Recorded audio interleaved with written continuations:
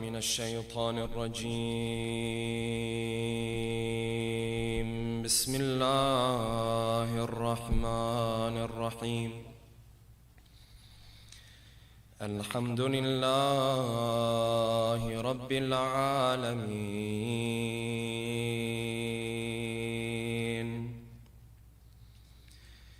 والصلاة والسلام على سيدنا ونبينا وحبيب قلوبنا وشفيع ذنوبنا وطبيب نفوسنا أبي القاسم محمد، اللهم صل على محمد وعلى محمد وعلى أهل بيته الطيبين الطاهرين، واللعنة الدائم على أعدائهم أجمعين. أما بعد، فقد قال الله الحكيم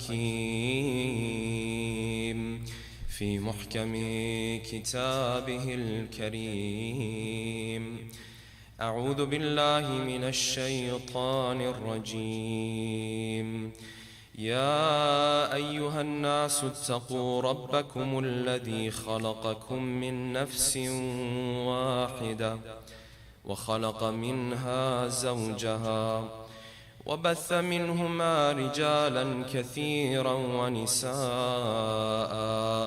واتقوا الله الذي تساءلون به والأرحام، إن الله كان عليكم رقيبا. صدق الله العلي العظيم. صلوات اللهم صل على محمد وعلى محمد. For the love of our beloved Prophet and his beloved progeny, please recite a second loud salawat. Allahumma salli ala Muhammad wa ala Muhammad. For the hastening in the return of our beloved 12th Imam, a third final loud salawat. The topic that we will be discussing tonight and tomorrow night, inshallah, is the topic of how the Ahlul-Bayt treated their relatives and how the Ahlul-Bayt interacted with their relatives. This is a topic that ties in very beautifully with the companion of Abu Abdullah that we commemorate on a night and on a day like this, and that is none but Muslim ibn Aqil. Muslim, of course, has two types of relationships with his Imam. He's not only a ma'moom for his Imam, he is not only a companion of Imam al-Hussein, he is also a relative and a close relative of Imam al-Hussein. And when you look at the companions of Imam al-Hussein, you find many of them were in fact relatives of his. That's why on the 10th of Muharram, you read that in the morning when the battle began, it was the other companions that went to the battlefield before they allowed anyone from Bani Hashim to enter into the battlefield. And according to some narrations, it was Ali al-Akbar who was the first amongst Bani Hashim to come and ask for permission.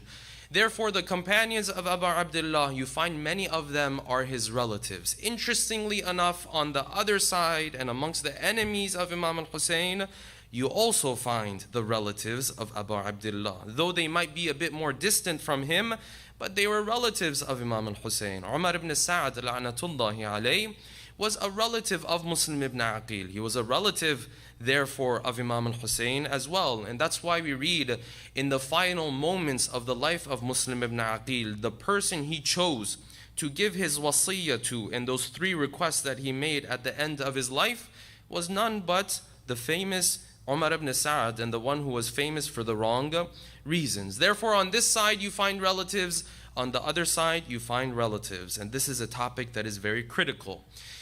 This topic of relatives and how we treat them, how we interact with them, is something that impacts our lives regardless of whether you are Shi'i, Sunni, you are Muslim, non-Muslim, atheist, Buddhist, Hindu, whatever the case might be. Wherever you live in the world, you're going to have relatives.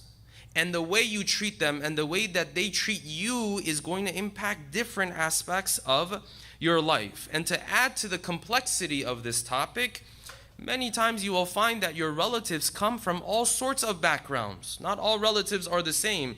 Relatives come in all sorts of shapes and forms. Some of these relatives have the same exact value system that you do. They live their life exactly the way you do. They strive for the same goals in life that you do. Some of them, no. They strive for the exact opposite things. They may not have the same value system as you. And to make it even more complex, you find that the characteristics and the characters of each of these relatives of yours are very different. Spend time with, it feels like they gave you the whole world. That's how beautiful it is spending time with them. Another relative you spend time with, you feel like you're dying inside when you're spending time with this relative. This person might be extremely negative, or might be very difficult to communicate with this person, and so on and so forth. Therefore, relatives, they come in all forms and in all shapes. And that's why it's important for us to take some time tonight and tomorrow night to delve into this topic, to understand what is Islam's take on this issue. And particularly in a community like this, we have this even more. If you live anywhere else in North America, having so many of your relatives in the same place is not something you come across very often. In a community like this is even more so the case. So we will delve into this topic by posing the following questions. Number one, in Islam and in Quran and Hadith, how much importance and what emphasis has Allah subhanahu wa ta'ala placed on this idea of maintaining family ties and silatul rahim? Number two, what is the reward and what is the thawab that Allah subhanahu wa ta'ala has promised for the life of a person who actually maintains his family ties? And what types of effects is this going to have on his day-to-day life? Number three, if a relative of mine does not share my value system, if a relative of mine does not share my lifestyle, they do not share my faith, they do not share my school of thought, for example, are any of these reasons grounds for me to break off family ties from them or not? Number four, does maintaining family ties in Islam, when we speak about this concept of silatul rahim, does it mean that Allah subhanahu wa ta'ala has not given me the power and the authority to draw boundaries between myself and my relatives? Or do I have that power and that authority? Number five, which of the relatives of the Prophet were there that 30, 40 years after they had helped the Prophet, after they had assisted the Prophet in his life, he would never forget about the good that they had done unto him? And number six, and finally, which of the relatives of the Prophet were there on the flip side who, instead of being a means of support for the Prophet, were a means of test for the Prophet and while he was spreading his message? Tonight, inshallah, we'll delve into these 6 questions with a loud salawat ala Muhammadin wa ali Muhammad. Allahumma salli ala Allow us to begin from here. When you look at the verses of the Quran, Allah subhanahu wa ta'ala refers to this idea and this concept of your relatives with different vocabulary and different terminology. Sometimes He uses the word al or ahl. Sometimes He uses the word dhawil qurba. Sometimes He uses the word al-arham. And depending on the verse and depending on the context, He will use one of these different terminology. And of course, we are not saying these all have the same meaning. No, there is differences between them. But generally, they are referring to the idea of the relatives. When you look at the verses of the Quran, you find out that from the very beginning, Allah subhanahu wa ta'ala is placing this idea of maintaining your family ties very high up on His lists.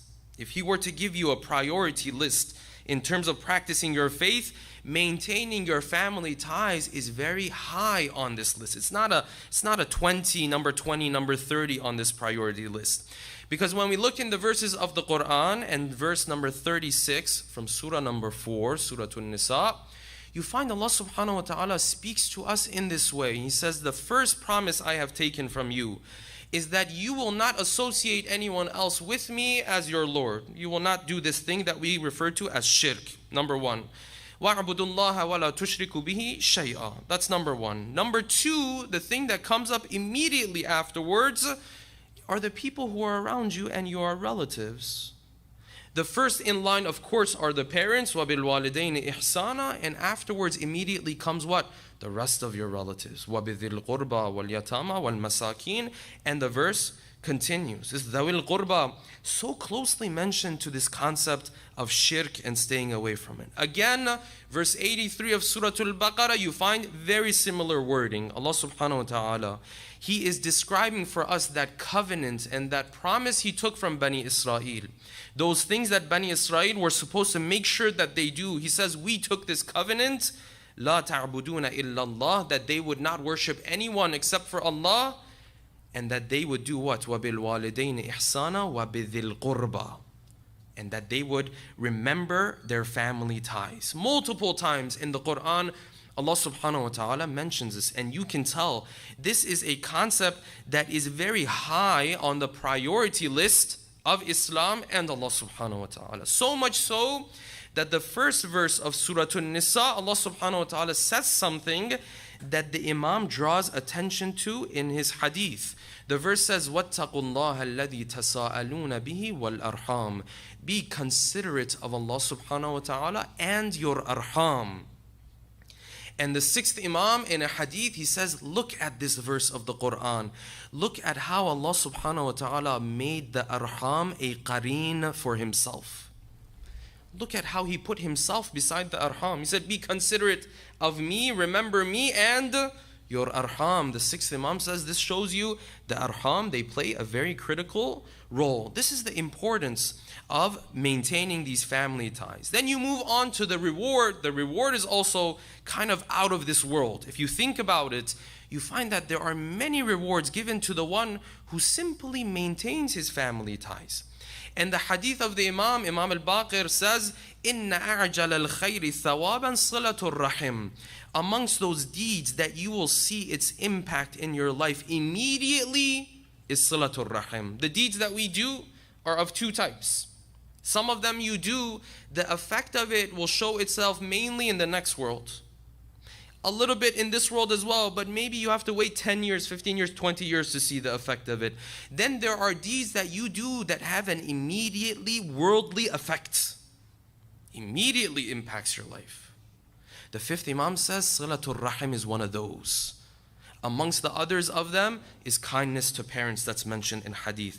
That you will see the impact of it in this life. Not only in the next world, but also in this world. So what is this reward?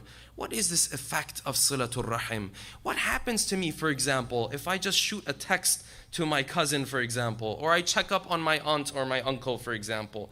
What happens in my life? What type of impact does it really have on me? The hadith of Imam Al-Baqir continues. On another occasion, he's mentioned this. He says there are 5 effects for the one who maintains his family ties. He says, number 1, the first effect of this, tuzakkil a'mal, the person who maintains his family ties, his acts of worship are purified.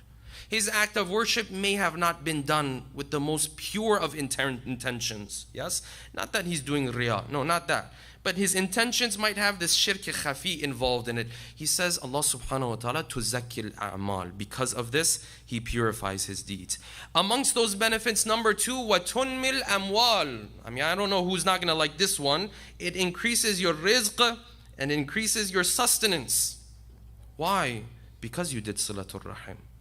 And he moves on, وَتَدْفَعُ الْبَلْوَى, and it removes the bala from you. It removes the calamity that could possibly happen to you. Number 4, وَتُيَسِّرُ الْحِسَابِ, and it eases the judgment in Yawmul Qiyamah. And وَتُنْسِي فِي الْأَجَلِ, and it prolongs the life of the human being. And this last effect of Silatul Rahim is something that is mentioned over and over again in hadith. Multiple ahadith speak of this idea, that the one who does Silatul Rahim, the one who maintains his family ties, Allah subhanahu wa ta'ala prolongs his life. This is where a beautiful hadith of Imam al-Sadiq salawatullahi wa salamuhu alayhi, recite a salawat please, Allahumma salli ala Muhammad wa ala Muhammad wa ajil farajam, comes into the picture where Imam al-Sadiq is explaining to his companion. He says, Ma na'alamu shay'an yazidu fil umri illa silatul rahim. He says, there's almost nothing I know out there that can prolong your life more than what? Than Salatul Rahim. This is a big claim that the Imam is making, yes? And then he explains it very beautifully. He says, sometimes you will look at a person. This person, if you knew when his life was supposed to come to an end, you would see that the decree is that he has to leave this world in 3 years. But because he is a person who does Salatul Rahim, Allah subhanahu wa ta'ala extends his life to 30 years. And then he says, sometimes you will see a person, it is written for him to die in 30 years. But because he cuts off these family ties, Allah subhanahu wa ta'ala takes his life in 3 years. 30 and 3. And very beautifully, on another occasion, the hadith says the companions of the Imam were sitting in a circle. And the idea of visiting your relatives and maintaining these ties had come up. And when it came up very beautifully, the 6th Imam turned to one of his companions who was part of this circle. His name was Muyassir. Just put yourself in this atmosphere. Put yourself in the place of Muyassir. Imam al-Sadiq turned towards him. He said, Ya Muyassir, قَدْ حَضَرَ أَجَلُكَ غَيْرُ مَرَّةٍ. The time of your death had come multiple times. But you're only alive and breathing because you did Salatul Rahim. Imagine the goosebumps you get when the 6th Imam points at you and says, listen, you weren't supposed to even be here. You're only here because you did this Salatul Rahim. Now one might ask, how does this work though? This correlation, I don't know. I send someone a message, I give salams to someone, and somehow my health, for example, does not worsen with my age and I live longer. This correlation may not necessarily make sense to us, and that's not a problem. We live in a materialistic world, and these are secrets that Ahlul-Bayt and Islam is sharing with us, that there is a correlation between these two. You do this, your sustenance will increase. How exactly does this work? That's the whole beauty of it. These are the secrets that we don't know of and that they share with us. But somehow, some way, there is a correlation between the two. Your life and a little bit of a visit that you grant to someone. A little bit of a checkup that you do for someone from some of your relatives. This is on this hand. Then when it comes to the one who cuts off these family ties, the tone that Allah subhanahu wa ta'ala has used is very harsh. Very harsh. And when you go through these lines of Quran and Hadith, of course you have to ask yourself, what type of a effect does this play in society? That Allah subhanahu wa ta'ala cares so much that I maintain these family ties. This is a valid question. Why is it so important for him? Because when Allah subhanahu wa ta'ala puts reward for something, He never does so just, abruptly. Doesn't just choose something and say, well, I like recitation of Quran. This is going to have a lot of reward. No, it has an impact in your life. So what is the impact of maintaining these ties? That's a question we have to ask. If the Imam was here, we could ask him that question. Discussion for another time. But what you find is that the one who cuts off these family ties, the tone is very harsh. And the hadith of the 5th Imam, when he is in conversation with his father, comes into the picture here. The 5th Imam says, I was in conversation with my father, Imam al-Sajjad. And my father turned to me, he said, Ya bunayya, unzur khamsatan. Be careful of 5. 5 individuals, make sure you keep a distance from them. And the wording of the hadith is very harsh. He said, وَلَا تُحَادِثْهُمْ. Don't spend time with them. وَلَا تُرَافِقْهُمْ فِي طَرِيقٍ. If they're walking on a path, you don't walk on that path with them. You distance yourself from these individuals. It's a very harsh tone that the 4th Imam is using. So he says, I asked my father, I said, Ya abati, arrafinihim. Tell me, who are these 5 people that are so dangerous, I shouldn't even be spending time with them? He says, let me tell you. He said, number 1, إِيَّاكَ وَمُصَاحَبَةُ الْكَذَّابِ. He said, make sure you stay away from the one who lies. Why? He said, فَإِنَّهُ بِمَنْزِلَةِ السَّرَابِ. He's like a mirage. He will take things that are far from you and make them look like they are close to you. And things that are close to you, they're about to happen to you, but he will make it look as if it's something that you have years of time to deal with. He said, don't spend time with the one who lies. Number one. Number two, إِيَّاكَ وَمُصَاحَبَةُ الْفَاسِقِ. Don't spend time with the one who openly and publicly sins, who gives himself a green light to sin. He said, this person should not be your best friend. Why? He said, فَإِنَّهُ بَائِعُكَ بِأَكْلَةٍ. When the time comes, he'll sell you. When you need his loyalty, he won't be there for you. Number three, إِيَّاكَ وَمُصَاحَبَةُ الْبَخِيلِ. Make sure you stay away from the one who is stingy. What's the problem with the one who's stingy? He said, when you need his money the most, he will humiliate you and he will not give you of his wealth. He will withhold his wealth at a time where you are severely in need of it. Number four, إِيَّاكَ وَمُصَاحَبَةُ الْأَحْمَقِ. Make sure you stay away from the fool, the one who is naive, looks at life in too much of a simplistic way. If you remember, we talked about this person on the second night. The one who opens his mouth, whatever is true, he says it. He said, you stay away from this person. Why? Why should I stay away from him? He said, because this person will try to help you, but he'll end up hurting you in the process. He wants to help you. He has good intentions, but he'll end up hurting you at the end of the day. And then he came to the fifth one. He said, إِيَّاكَ وَمُصَاحَبَةُ الْقَاطِعِ لِرَحِمِهِ. Make sure you stay away from the one who cuts off his family ties. Why? Why should I stay away from this one? He said, فَإِنَّهُ مَلْعُونٌ. He has been cursed 3 times in the verses of the Quran. Very harsh. Very harsh. Why? Why, Ya Allah? Why is it so harsh? That's a question to be asked. What type of effect does it have on a Muslim community and a Muslim society if families are, torn apart and the ties have broken apart completely? That's a valid question to ask. But it's a question for another time, of course. But you find the tone is a very harsh tone. He says 3 times in the verses of the Quran, Allah subhanahu wa ta'ala has cursed this individual. This shows you how emphatic Islam is about this issue.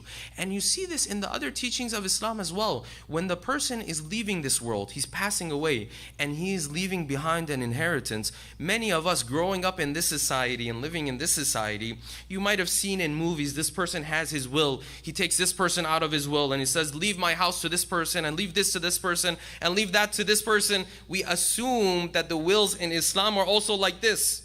You just get to choose who gets what. In reality, it's not like that. There's limitations, yes. A certain portion of the wealth you leave behind, yes. But a certain portion of the wealth, Islam says, has to go to this relative. Well, I can't take him off the will? Not necessarily. Sometimes with certain conditions, yes, he's off the will automatically. But not just because you don't like him.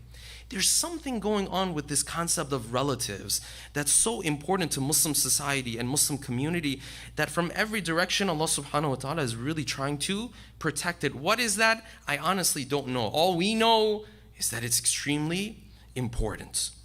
Then you find in hadith, people used to come to the imams and they used to speak of the situations that maybe many of us deal with.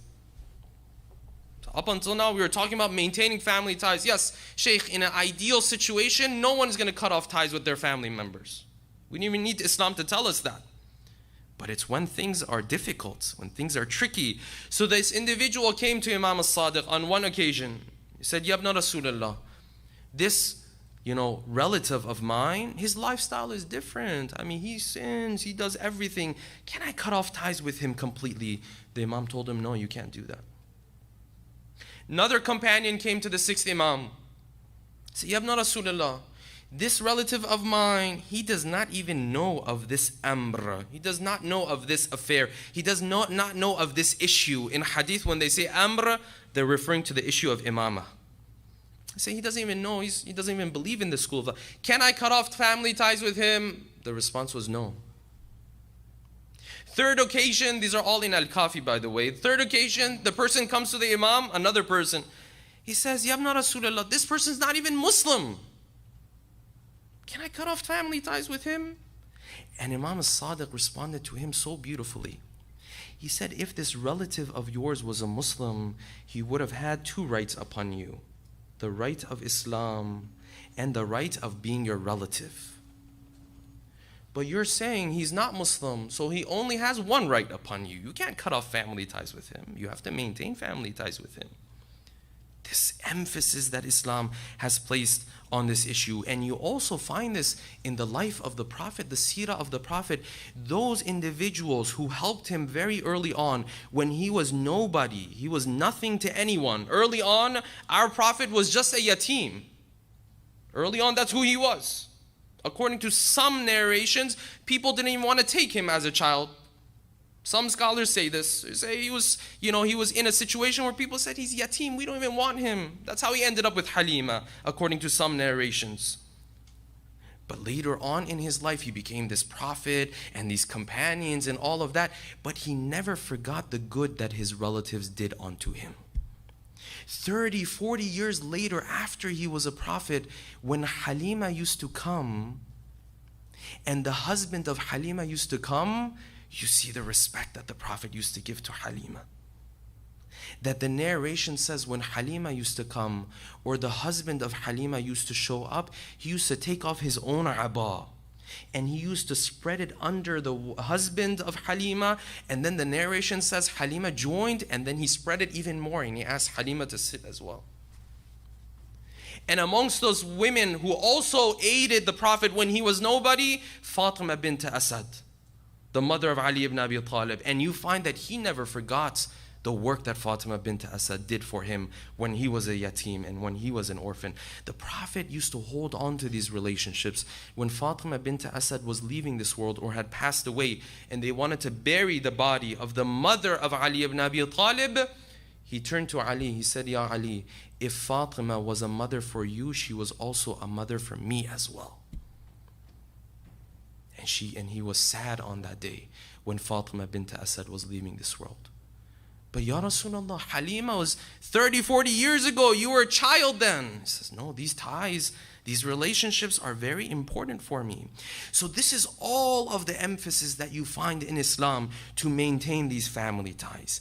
And if you don't pay attention to this, na'udhu billah, God forbid, we end up in the situation that we see in the society here today. And it's becoming more prevalent even back home. You live in the West, you live in the East, you are headed in that direction regardless. What is that situation where this person is on the deathbed and there's no one to visit him? He is so isolated from family, he is so isolated from relatives that this medical team will ask him, you're taking your final breaths. Is there anyone you want to see in these last moments? And it's not that he can't see them, because of restrictions. Many of those who unfortunately we lost during these days and nights this past year, because of COVID, the relatives were not even able to be in the hospital. Yes, they had to say goodbye over a Zoom call, things of that nature, very difficult situations.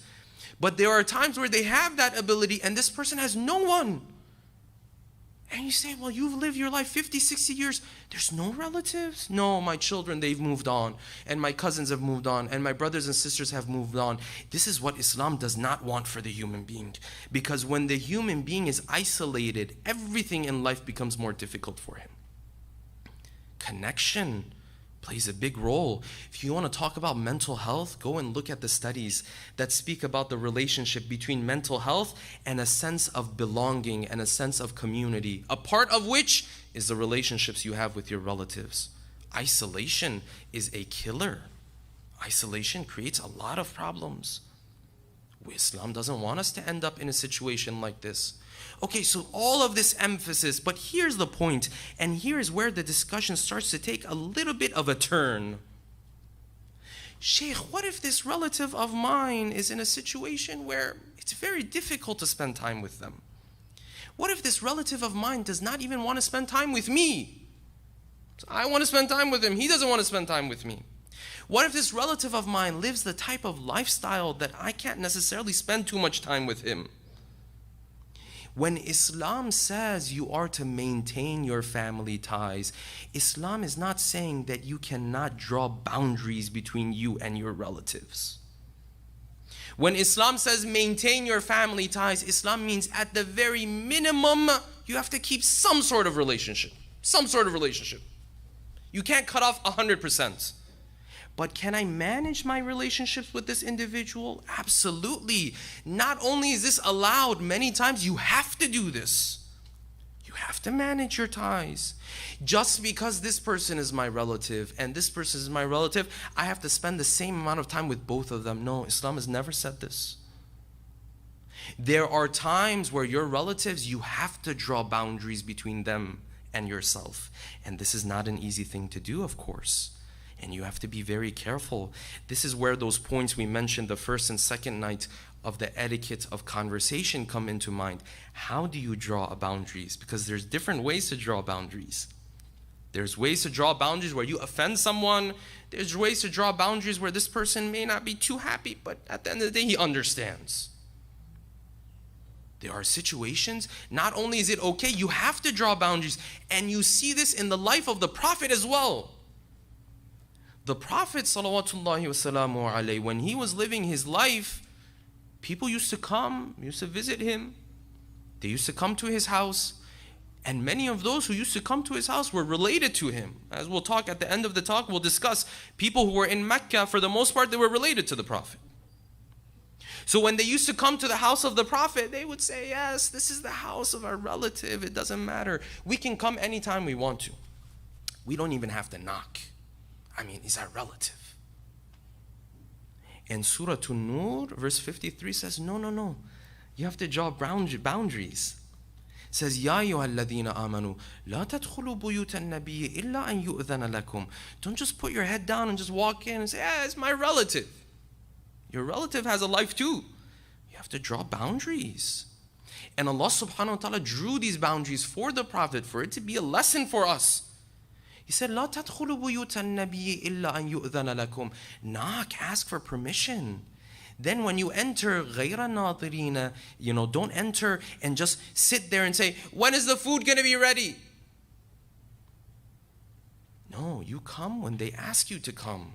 This is Allah subhanahu wa ta'ala drawing boundaries. You're a relative of the Prophet, wonderful. You're a close friend of the Prophet, wonderful. There are boundaries. He has a life. You have to be respectful of these boundaries. When Islam says maintain family ties, it doesn't mean you allow these relatives to just walk all over you, do as they wish. No, when did Islam say this? No, you maintain family ties, and at the same time you manage this relationship. And the Quran continues and it says, listen, when you come and you sit, when the majlis is done, or the majlis in the sense of their gatherings at that time, not these majalis, when the gathering is done, get up and leave. Oh, it's the house of our relative. We can stay until 4 a.m. It's not important. Islam drew boundaries. He said, Inna dhalikum kana yu'dhin nabi. This bothers the Prophet. فَيَسْتَحْيِ مِنْكُمْ. But he has this haya. He's not going to speak up for himself. So we have to speak up for him. فَيَسْتَحْيِ مِنْكُمْ. So sometimes it's necessary. Amongst those times, it's also necessary is when someone does not have the same value system as yours. Your lifestyle is one thing. The lifestyle of this person is a different thing. Just because we're relatives, therefore whatever gathering this person attends, I have to attend as well. No, who said so? Yes, you try your best, but there are certain times your value system may not allow you per se to attend this particular gathering or that particular gathering. Well, then you say, well, unfortunately, I may not be able to. And there are details here. I don't have time to go into it right now. There's some details here. But you have to draw these boundaries at the end of the day. You are spending time with a family of your cousin, your aunt, your uncle, whatever. For whatever reason, their lifestyle is a different lifestyle. Yes, they don't have the same value system.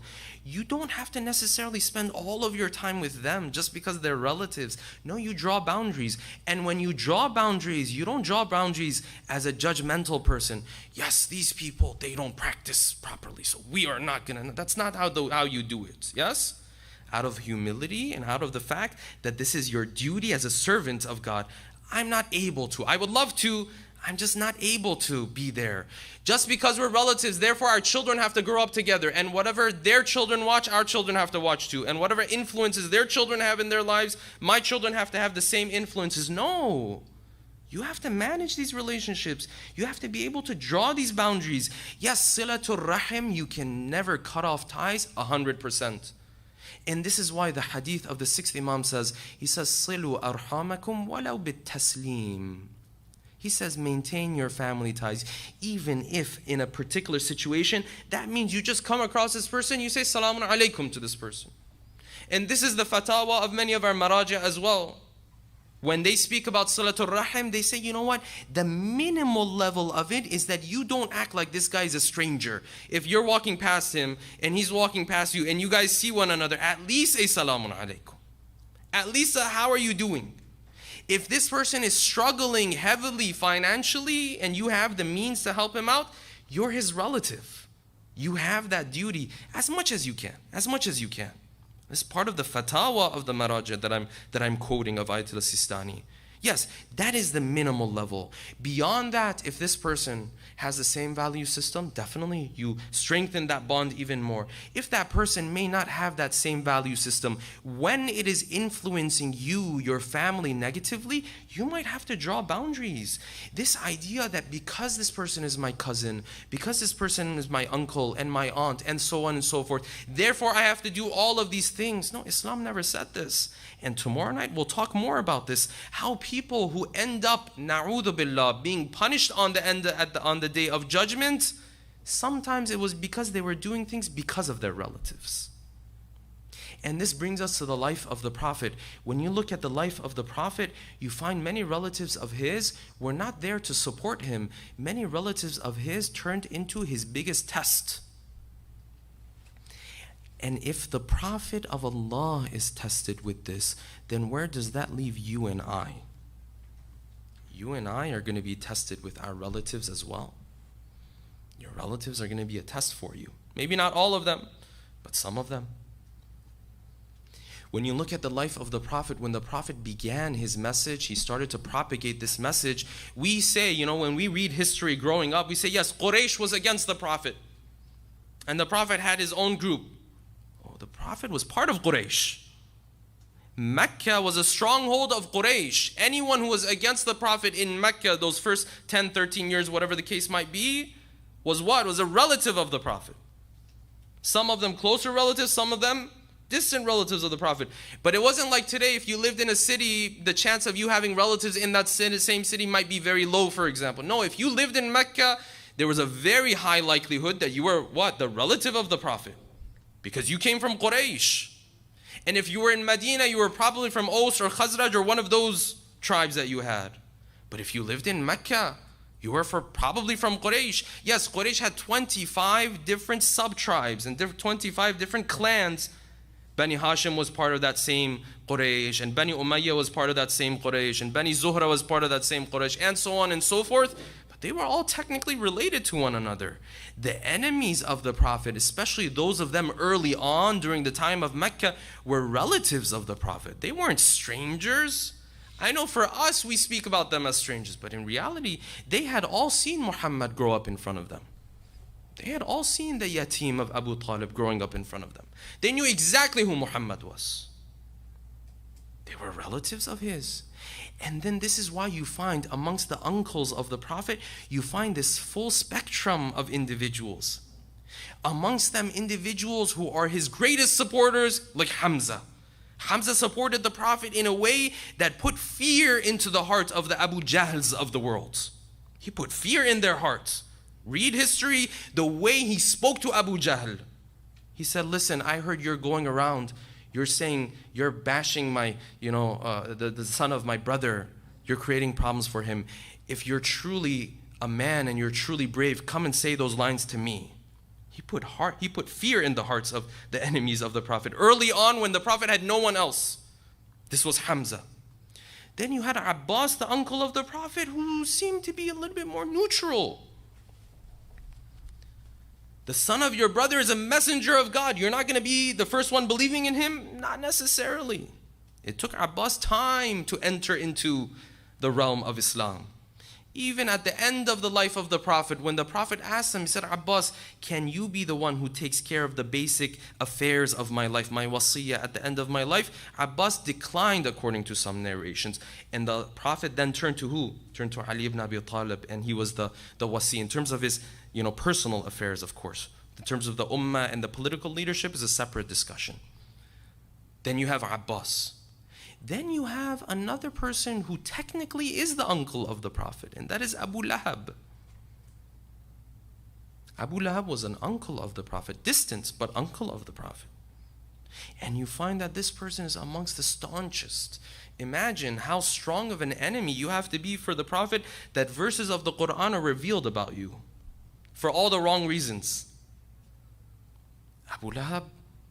And we read that in those moments and in those times where the Prophet was now just starting to get his message out there, and the verses of the Quran were revealed, وَأَنذِرْ عَشِيرَتَكَ الْأَقْرَبِينَ, Muhammad, now is the time to spread this message to your close relatives. This critical moment for him to build this core around himself that are going to defend him, that are going to protect this message. He called everyone. We've heard the story. And when he called everyone, according to some opinions of the scholars, he called all of these relatives. They came, he had prepared the food, and the food was very little, but everyone ate from it, and they were all full. But the moment the Prophet wanted to speak, what happened? Abu Lahab got up. He said, what, you guys are going to listen to this magician? Did you see the food? The food was so little, all of us ate from it. This is magic. The whole gathering fell apart. Everyone left. Who is this? Is this some stranger? No, this is a relative of the Prophet. This is a test for him, and it will be a test for you and I as well. The next day they came again, and they ate. And this time Abu Lahab wasn't able to do what he had done yesterday. But you know what he did? Him and others, when they were leaving, they turned to Abu Talib. And they said, Abu Talib, did you hear what Muhammad said? This orphan that you raised, he told you to follow your own son. Who's mocking the Prophet and Abu Talib like this? Is this a stranger? No, this is a relative of the Prophet. And if the Prophet of Allah is tested with these types of tests, where does that leave you and I? Of course we're going to be tested with our relatives. Tomorrow night, inshallah, we'll continue with this topic and how important it is for us to draw boundaries and how the Prophet ﷺ managed his relationships with the different relatives that he had. With that, inshallah, we'll bring tonight's talk to an end. رحم الله من قرأ سورة الفاتحة مع الصلاة على محمد وآل محمد.